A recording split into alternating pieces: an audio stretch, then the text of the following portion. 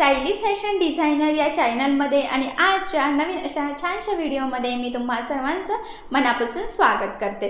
तर बघा मग आज मी तुम्हाला खूप सुंदर अशी ब्लाउजची डिझाइन सांगणार आहे आणि ही जी काही डिझाइन आहे तर ही आपण कॅनव्हास पेपर लावून बनवणार आहोत। बऱ्याचदा आपल्याला कॅनव्हास पेपर लावून डिझाइन कशी बनवावी हे सुचत नाही, त्याचबरोबर जी काही मार्किंग असते तर ती कॅनव्हास पेपरवर कशी करावी, कॅनव्हास पेपरला अस्तर कसं जोडावं आणि तो कॅनव्हास पेपर आपल्या बॅक पार्टला कसा लावावा हे समजतच नाही। तर हे सगळं मी तुम्हाला अतिशय सावकाश स्टेप बाय स्टेप आणि खूप काही महत्त्वाच्या टिप्स अँड ट्रिक्स सांगणार आहे, जेणेकरून हा व्हिडिओ बघून तुम्हाला कॅनव्हासचा गळा तयार करणं खूपच सोपं जाईल। आणि एवढंच नाही तर ही जी काही डिझाइन आहे तर ही खूप ट्रेंडिंग अशी डिझाइन आहे आणि नक्कीच या डिझाइनमुळे आपल्या साडीला आणि ब्लाउजला खूप छान असं न्यू लुक येईल। सो तुम्ही अशी डिझाइन नक्की ट्राय करून बघा, ठीक आहे। चला तर मग आता वेळ न घालवता आपण आपल्या आजच्या छानशा व्हिडिओला सुरुवात करूयात आणि हा व्हिडिओ तुम्ही स्किप न करता पूर्ण नक्की बघा, जेणेकरून हा व्हिडिओ बघून अशी छानशी ट्रेंडिंग ब्लाउजची डिझाइन तुम्हाला सुद्धा सहजच बनवता येईल। तर हे बघा, इथे तुम्ही बघू शकतात की हा ब्लाउज पीस आहे। ॲक्च्युली याचा कलरसुद्धा खरंच खूप छान आहे आणि यावरचा जो काही बॅकनेक आहे तर अस्तर आणि ब्लाऊजचा बॅकनेक असं दोन्हींची इथे आपण कटिंग करून घेतलेली आहे। तर यावर आता आपण खूप सुंदर अशी डिझाइन बनवणार आहोत। पण सगळ्यात आधी आता मी तुम्हाला या ब्लाऊजचं मेजरमेंट कसं आहे ते सांगते, म्हणजे तुम्हाला तुमच्या मापानुसार कशी कटिंग करायची ते सहज लक्षात येईल। तर बघा, ब्लाऊजची उंची आहे 13, 1 इंच मार्जिन, असं टोटल आपण 14 इंचाला इथे मार्किंग करून घेतलेली आहे। त्याचबरोबर इथून टाकलेला आहे शोल्डर 6.5, कारण की बोटनेकची डिझाइन आहे आणि बोटनेक ब्लाऊजला आपण पूर्ण शोल्डरचं निम्म घेत असतो। तर इथे पूर्ण शोल्डर आहे 13, तर 13चं निम्म होतं 6.5, तर इथे मग 6.5ला मार्किंग केली। त्याचबरोबर इथे गळारुंदी 3.5 घेणार आहोत, कारण की शोल्डर 2.5 पाहिजे, अर्धा इंच मार्जिन, तर ते 3 जाणं, ठीक आहे। आणि जेवढं शोल्डर घेतलेलं आहे तेवढंच आपण मुंडा घेतो, तर इथे मुंडासुद्धा 6.5चा घेतलेला आहे। आणि त्यानंतर इथून टाकलेला आहे छातीचा चौथा भाग, तर तुमची जे काही छातीची साईज असेल त्याचा चौथा भाग अधिक 1.5 किंवा 2 इंच तुम्ही मार्जिन ॲड करू शकता। तर इथे बघा 8 चौक 32, 8 अधिक 2 इंच मार्जिन, असं टोटल 10 इंचाला मार्किंग करून हा बॅकनेक आपण इथे कटिंग करून घेतलेला आहे। तर आता बघा, जो काही शेप आहे आपला, जो काही गळ्याचा आकार आहे, तर त्याची जी काही मार्किंग आहे तर ती सगळ्यात आधी आता आपण अस्तरवर करून घेणार आहोत। तर बघा, इथून 3ला मार्किंग केलेली आहे आणि 3.5 तर गळारुंदीची मार्किंग ऑलरेडी वरती केलेली आहे। तर फक्त खालच्या साईडला सुद्धा बघा ह्या पद्धतीने करून घ्यायची आहे। आणि त्यानंतर बघा, आता इथून हा बॉक्स ड्रॉ करून घ्यायचा आणि इथून खाली 1.5 किंवा 2ला मार्किंग करायची, तर मी 1.5ला मार्किंग केली आणि इथून 7ला, तर पुन्हा आडवं 3.5 गळारुंदीची मार्किंग दोन्ही पण साईडला करून हा बॉक्स सगळ्यात आधी ड्रॉ करून घ्यायचा। त्यानंतर इथे गोल शेप दिलेला आहे आणि इथून बघा ह्या पद्धतीने आपल्याला आकार द्यायचा आहे, वॉटर ड्रॉप, म्हणजे पाण्याचा थेंबाचा जसा शेप असतो तसाच। तर बघा, मी आता वेगळ्या चॉकने जरा डार्क करून दाखवते म्हणजे तुमच्या लक्षात येईल, ठीक आहे। तर आता वरचा जो काही गळा आहे तर तो आपण कटिंग करून घेऊयात आणि जो काही खालचा आहे तर तो आपल्याला कॅनव्हास पेपरवर कटिंग करायचा आहे। तर त्यासाठी मी कॅनव्हास पेपर इथे बघा सेपरेट कट करून घेते, जेवढं आपल्याला पाहिजे आहे ह्या पद्धतीने बघा तो डबल फोल्ड करायचा आहे। इथे बरोबर काटोकाट बंद बाजू बसून ठेवायचा आणि बघा जी काही मार्किंग केलेली आहे तर ती फेंट दिसते आपल्याला, तर ती आपण इथे डार्क करून घेऊयात, ठीक आहे। आता बघा, एक्स्ट्राचा इकडचा पण कॅनव्हास पेपर कटिंग करून घेतला आणि त्यानंतर कॅनव्हास पेपरच्या दुसऱ्या साईडला सुद्धा आपल्याला तीच मार्किंग इथे करून घ्यायची आहे बघा। आणि आता कडेकडेने आपल्याला 1 इंच एक्स्ट्राचं मार्जिन ठेवून हा शेप कटिंग करून घ्यायचा आहे। तर एकदम प्रॉपर परफेक्ट असा शेप आलेला आहे। सो मी ज्या पद्धतीने ड्रॉ केला तुम्ही सुद्धा तसाच करा, म्हणजे तुमचा सुद्धा एकदम परफेक्ट येईल, ठीक आहे। तर आता बघा, सगळ्यात बेसिक स्टेप आहे की आपल्याला हा अस्तर आणि जो काही ब्लाऊजचा बॅकनेक आहे तर ते एकमेकाला सगळ्यात आधी जोडून घ्यायचं। तर बघा, ब्लाऊजचा बॅकनेक सरळ ठेवायचा आहे, त्यावर आपण कटिंग केलेला अस्तरचा बॅक पार्ट ठेवायचा आहे बघा इथे। आणि सगळ्यात आधी आता आपल्याला कमरेच्या साईडला साधारणतः अर्धा इंचाचं मार्जिन ठेवून इथे टीप मारून घ्यायची आहे। तर सगळ्यात महत्त्वाचं आहे की बघा, ह्या स्टेपमुळे काय होतं की आपल्याला इथे कमरपट्टी लावण्याची गरज पडत नाही आणि परफेक्ट छान फिनिशिंग सहित आपला कमरेचा पार्ट इथे रेडी होतो।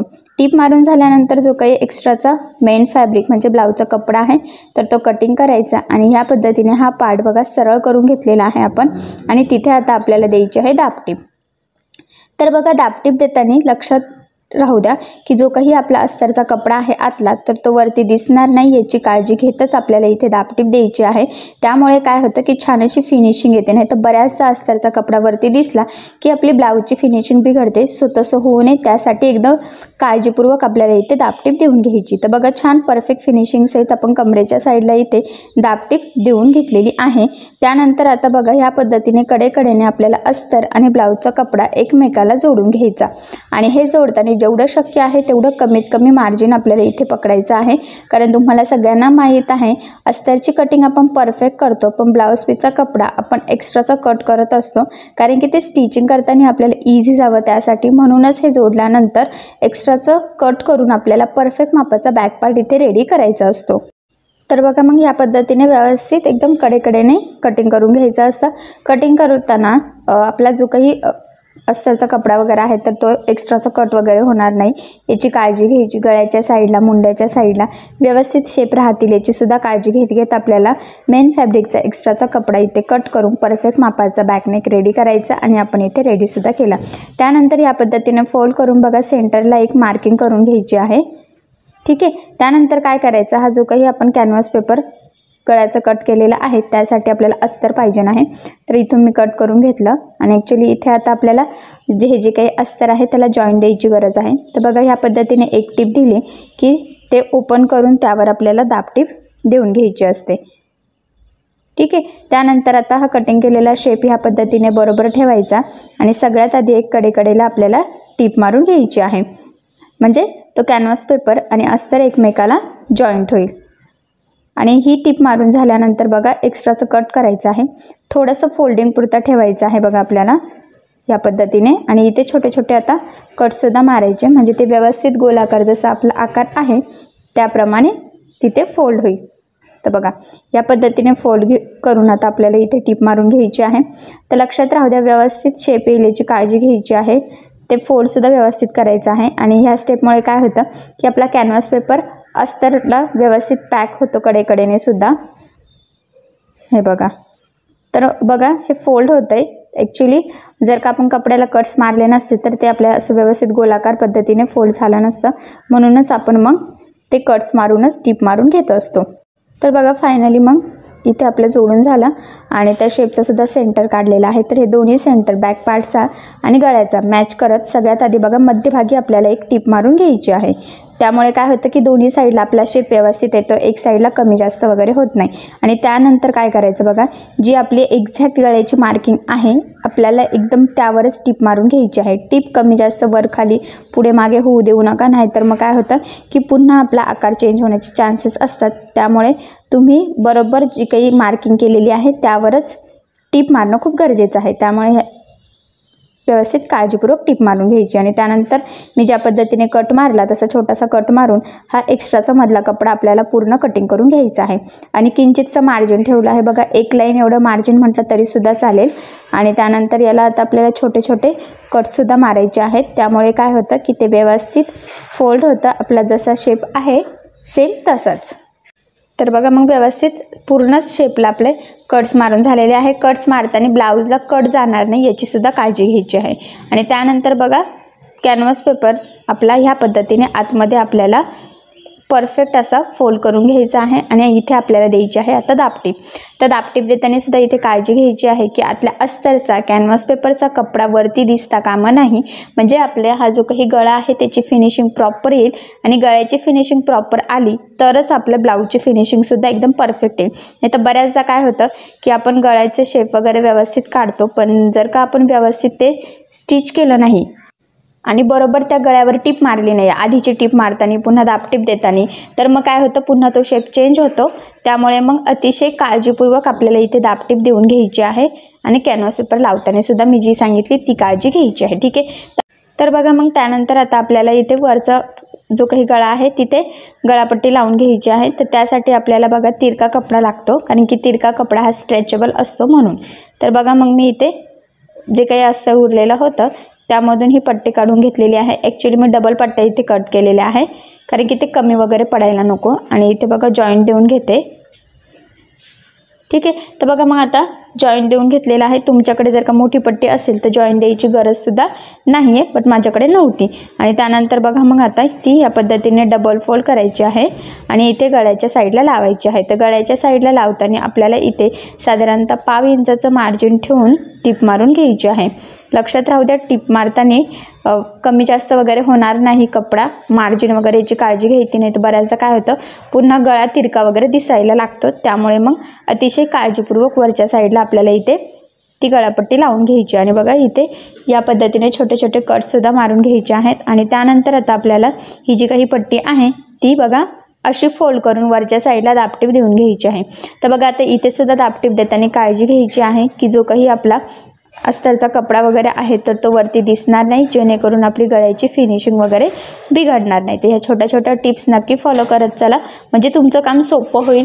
किंवा डिझाईन बनवणंच नाही तर ती डिझाईन फिनिशिंग सहित कशी बनवावी तर ह्या गोष्टीसुद्धा तुमच्या लक्षात येईल. त्यानंतर बघा बॅक साईडला टक्स टाकायचे आहेत. तर उभा टक्स जो आहे तर तो 4चा आणि सेंटरपासून 4.5 किंवा 5 तुम्ही घेऊ शकतात. तुमचा शेप किती डीप आहे त्यावर डिपेंड आहे. शेपच्या कडेने टक्स येतील याची जरा काळजी घ्यायची. तर बघा इथे मग टक्स टाकून घेतलेला आहे. आणि टक्स देताना नेहमी काळजी घ्यायची आहे की टक्सला नेहमी डबल टिप द्यायची. त्याचबरोबर बघा ह्या पद्धतीने तिरका टक्स टाकायचा असतो. आणि एवढंच नाही तर खालच्या साईडला व्यवस्थित लॉकसुद्धा करायचा, म्हणजे तो लवकर ओपन होत नाही. तर तो ओपन नाही झाला तर ब्लाऊजसुद्धा लवकर खराब होत नाही. ठीक आहे, तर बघा ह्या पद्धतीने छान असे परफेक्ट दोन्ही साईडला आपण टक्स टाकून घेतलेले आहेत. त्यानंतर आता इथे लावायची आहे आपल्याला लेस. तर ज्या कलरची लेस असेल शक्यतो त्याच कलरचा दोरा यूज करायचा. याआधी बऱ्याचदा सांगितलं आणि मी पुन्हा सांगते, त्यामुळे काय होतं की फिनिशिंग छान येते. तर बघा मग मी इथे ही गोल्डन कलरची लेस घेतलेली आहे. थोडी डिझायनर लेस आहे बघा, तुमच्या बघितल्यावर लक्षात येईल. आजकाल अशा फॅन्सी न्यू स्टाईलच्या खूप साऱ्या लेस बाजारात आलेल्या आहे. सो तुम्हीसुद्धा अशा नवनवीन स्टाईलच्या लेस वापरू शकतात, म्हणजे तुमचे ब्लाऊज डिझाईन आणि ब्लाऊज अजूनच सुंदर दिसेल, लुकसुद्धा छान येईल. तर बघा बरोबर त्या शेपच्या कडेकडेने मी थोडंसं एकसारखं मार्जिन ठेवून लावून घेते. तुम्ही मार्जिन नाही ठेवलं तरीसुद्धा चालेल, बट बघा थोडंसं मार्जिन ठेवलं की आपली अशी ब्लाऊजच्याच कलरची बॉर्डर दिसते आणि त्यामुळे मग ब्लाऊज अजून छान असं लुकसुद्धा येतो आहे. सो तुम्ही सुद्धा या पद्धतीने लेस लावू शकतात. आणि बघा या लेसलासुद्धा मी इथे डबल टिप देऊन घेते. ते पुन्हा सांगेल, शक्यतो तुमची लेस जाड असो किंवा बारीक असो डबल टिप देत चला, म्हणजे परफेक्ट असं फिनिशिंग सहित आपला बॅकनेक वगैरे रेडी होतो. आणि लेस तरंगत वगैरे सुद्धा नाही, छान अशी प्लेन बसते आणि लवकर ओपन होण्याचे चान्सेससुद्धा नसतात.